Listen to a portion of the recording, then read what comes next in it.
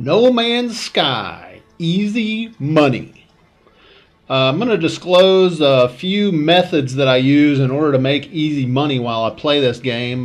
This is one of these glyph portals that I jump through, and just to see what happens, and we wind up in this really weird world, very hostile environment, and it starts flashing a warning of how hostile the environment is.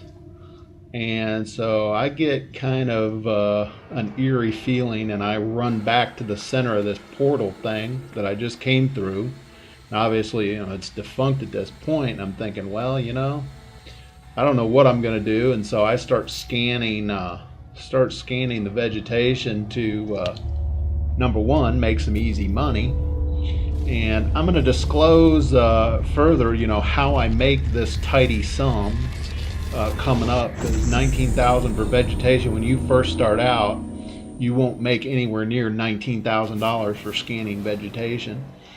And so I don't do anything, and I wind up at Atlas, which is some kind of mechanical thing, or I really don't know what it is at this point.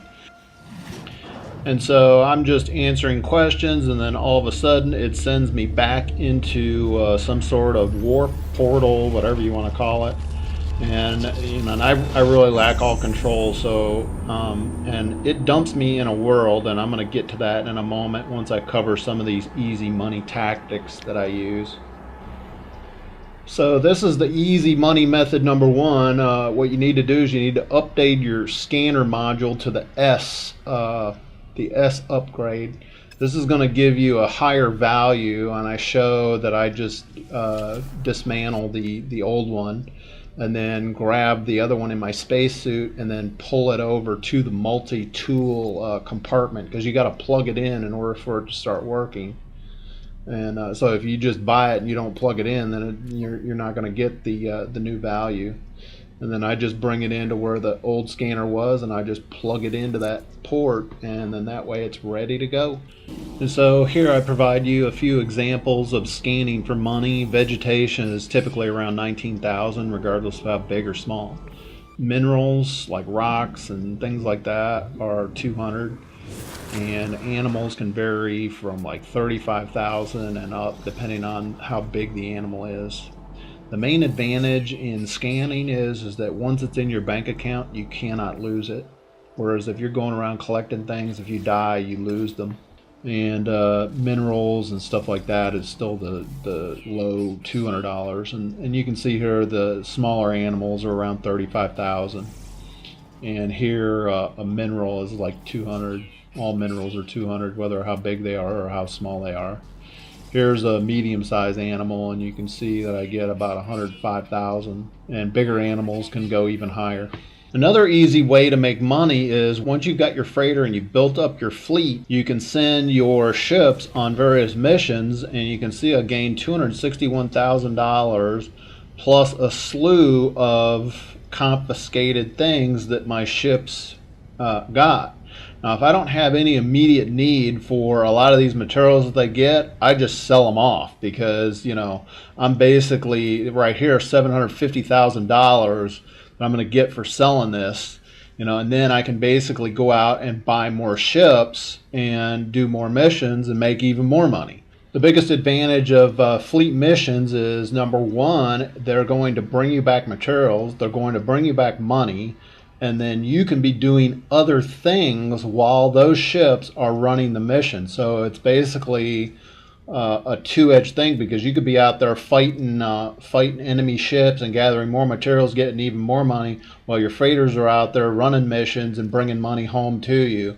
And so the more ships you have in your fleet, the more missions you can run and increase your percentage of money earned, and also odd materials that you may not find by any other means. And so it's a very advantageous way of making money in using your fleet to do a lot of this work while you go off and do other things. And so what you're looking at here is another mission that I sent some ships out on. Covered a distance of 20 light years. I cut out a lot of it, and it shows that I profited $1.2 million plus a slew of various materials that I probably more or less wound up selling the majority of them, if not all of them. So the video overlay, you can see I started the session at around 2.1 million. If you look up in the left hand corner, I'm at like 4 point some odd million. Then I jumped to 6.9 million. And then a little bit later, I'm at 9.1 million.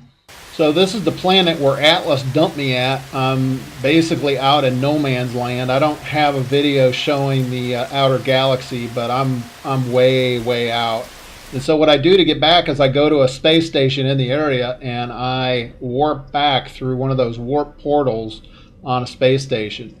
That is by far the easiest method to get back, and you just basically pick a station, and obviously, your best bet is hopefully you named some of your stations, because otherwise you're probably not going to remember the name of where your capital ship is located at.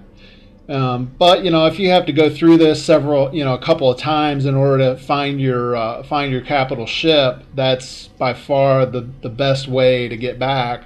Doesn't cost you any fuel costs, and it's just a matter of just finding a space station to warp from, and that's all you need. And you don't even need a portal at your base station. All you need is a base terminal, and you can warp there. So it's a very cost-effective and easy way to warp your way back to your space station, your capital ship. There's no place like home. There's no place like home. From inside the hangar of my capital ship, this is Mental Vacation signing off. Until next time, I hope your journeys are as prosperous as mine. Brought to you by Mental Vacation in association with Ray TV.